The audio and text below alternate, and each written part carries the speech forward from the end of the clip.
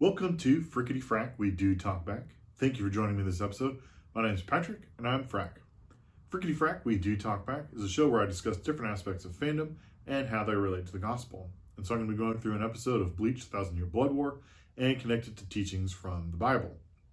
And I'm continuing studying 1,000-Year Blood War until the conclusion of this series/season. And then when this season goes on hiatus, I'll go in a different direction. And it could be anything ranging from another anime, comic books, movies, Star Wars, whatever you can be a fan of, I can talk about it. And so the name of the show comes from my dad, who dubbed my brother and me Frick and Frack since we were kids. So I know last episode I mentioned that I might go in a different direction because I thought this was the last episode of the season. It turns out I was wrong. I misunderstood something. I don't know.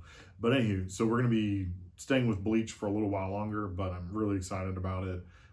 And so we'll be moving on to the next episode after this one. So the name of this episode is The Headless Star. And so the main focus of this episode is Ichigo arriving in the Soul Society after his training with Squad Zero.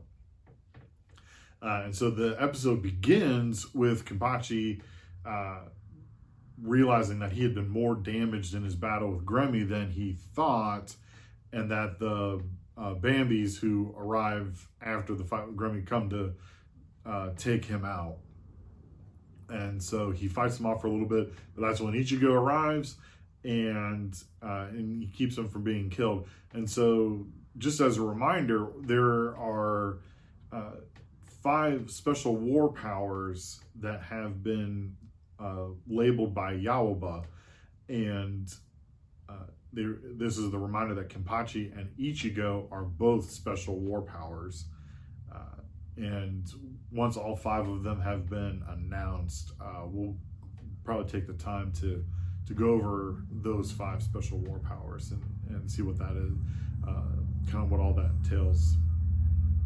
So as he arrives, this is very similar to a lot of other shonen animes. This reminds me of a lot of the times when Goku arrives, because he, at least especially in the first 2 story arcs of Dragon Ball Z, the arrival of the Saiyans, and then Goku's arrival on Namek. He just kind of blows in and has an easy time with all of the bad guys that are taking care of everyone else. And so he does the same thing where he's very easily handling the Bambis and just, fighting them off. And they're using their special abilities and, doing their, the Volsandish and, trying to get him. And they're all fighting to be the ones to kill Ichigo. But Ichigo, fights them off. All very non-lethal actions for the most part. And so even in the fight, they're not slouches. The Bambis aren't slouches. And we do get to see at first Ichigo using the new version of Getsuga Tensho. And then seeing what it's like now that he has both those swords. And so here's one of the really cool things when we first see Ichigo use Getsuga Tensho. It's with his smaller blade. For those who haven't seen yet or don't remember from the end of season 1 of 1,000-Year Blood War, Ichigo's Zanpakuto are 2 swords. He in fact has 2 blades, and so he uses Getsuga Tensho with the smaller one. But then so now for the very first time, I'm probably going to say this wrong, we get to see him Getsuga Jujisho. Jujisho. I do apologize. Like I said, I'm not very good at this stuff. And see that double cross attack. And he does it only to counter one of the Bambi's attacks. And the fact that she then doesn't try to get out of the way, you can clearly see that Ichigo says is like, get out of the way, dodge it. And you see her afterwards that she has lost an arm. So she must have dodged at least a little bit, probably not as quickly as she should have.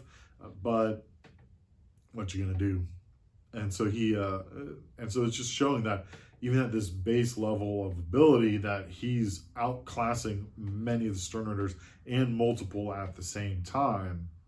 And so then, because of, once again, Ichigo is a special war power, other Stern Ridders appear to fight Ichigo, where he's in fact surrounded at this point by 8 Stern Ridders.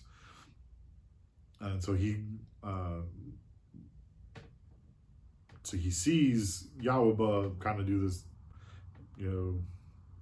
giant fount of reishi, and he goes to deal with Yawaba, but the Stern Ridders aren't happy about that. They're like, hey, don't ignore us. And so then they get blocked from going after Ichigo by Renji, Rukia, Byakuya, Ikaku, Yumachika, and Hisagi, all showing up to fight these Stern Ridders. And so this is leading into what's going to be another, great episode. We're going to see a lot more battles. It's going to be awesome. And so then when Ichigo finally gets to Yawaba, he notices that Uryu is there. And Uryu attacks Ichigo. And he's very surprised by all this because, Ichigo views Uryu as a friend. And this attack is kind of a big, betrayal to him. He doesn't understand. And so as Uryu has launched several arrows, Quincy arrows at Ichigo, Chad and Orihime have arrived, and they help defend Ichigo from Uryu. You can most likely, they have grown in power as well. We'll see what level of power that they're at in their new uniform, after this time of training. Well, I'm sure we'll see them in combat a little bit more, in the following episodes. And then with that, Yawaba, Hashwad, and Uryu leave and head to the Soul King. That's what we have determined. This, what the Soul Society has figured out was that the idea behind this entire plot was for Yawaba to get to the Soul King. And so we'll know more about that as episodes reveal their plans. And so obviously this is a big upheaval for everyone, and everyone's shocked. And so it was very fun. It was fun I always love when the main protagonist arrives after training and their increased ability helps them in this new way. I always really enjoy that in episodes. So, let's talk about the biblical theme. So the biblical theme is Psalm 91, verse 14 through 15. It says, because he holds fast to me in love, I will deliver him. I will protect him because he knows my name. When he calls to me, I will answer him. I will be with him in trouble. I will rescue him and honor him. So the very beginning of this episode, what Ichigo, the first thing that he does when he arrives is go save Kenpachi. And Kenpachi and Ichigo have had an ongoing rivalry, combat, friendship, whatever you might want to call it, since the Soul Society arc. And one of the things that we've discussed many a times is that Kenpachi lives for battle and cutting everything in his way. And because of Ichigo's early fight with Kenpachi in the Soul Society arc, that paved the way for Ichigo to learn Bankai, among many other things. And because of that, Kenpachi respects Ichigo because he gave him such a wonderful battle. And remember that Kenpachi and Ichigo have had, they have this relationship, and Kenpachi was the one who saved Ichigo from Noitora, the Espada number 5. And so I like this verse. I like Psalm 91, 14 through 15, because one of the things we understand about Ichigo is that he really does care about saving lives, and he knows Kenpachi by name, and Kenpachi knows Ichigo's name, where, Kenpachi probably barely knows anyone's names except for if they truly help him enjoy his love of battle. And so they know each other's names, and they view each other as like I said, combat friends. Because I wouldn't necessarily say they'd be friends, because Ichigo would probably be frightened to actually invite Kibachi over for dinner or something like that. That would just be crazy. But this psalm, it's referring to how, God knows each of our names as well and is with us. And so I want to encourage everyone who hears this to know that God is with you and that God knows your name and you will be delivered by God. Now, there are those who are facing hardships. We've had, just a hurricane here at the time of this recording just a week ago. And that can be devastating for people. It can be a struggle. And so, and then there's been natural disasters all over the place, and there's war, and there's combat, there's violence all over.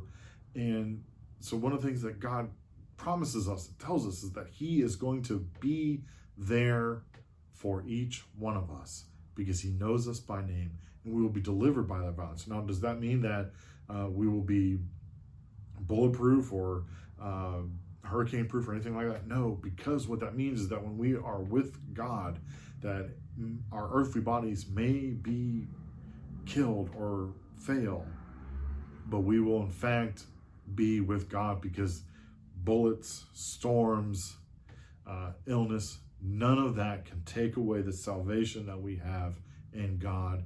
And so we will always be with God when we are his children, and he knows us by name.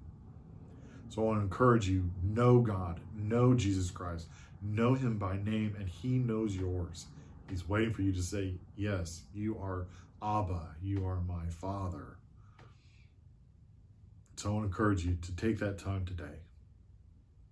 All right, so let's rate this episode. This episode is great. And I'm going to have to not make it be a 5. I'm going to give it a 4.5. And there's a reason for it. So as you know, I'm a pastor. I am pastor of Richlands Methodist Church. And one of the things that I've liked about Bleach 1,000-Year Blood War is that they kind of dialed back some of the fan service and things. This episode was a little high on it. There were some, not for me. I didn't really appreciate that, and I also don't like Orihime's new uniform. It was, don't like it. Anyways, so I have to give it a 4.5 just because of the different fan service moments. It's not really necessary. Like the action and the big thing is action. This show is full of action. It's great. So we don't really need that, in my opinion. So that's why I can't make it perfect. So I'm going to give this a 4.5. So it's almost perfect.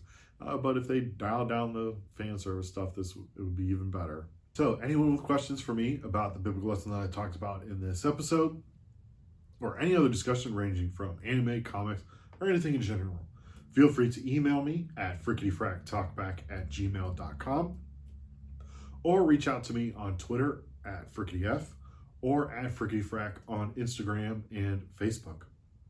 So please rate, review, and subscribe. Leave a comment in the comment section below on the YouTube video, and I do a really good job of getting a response in a timely manner. And so remember that I love you. Most importantly, God loves you. And go release your Bankai.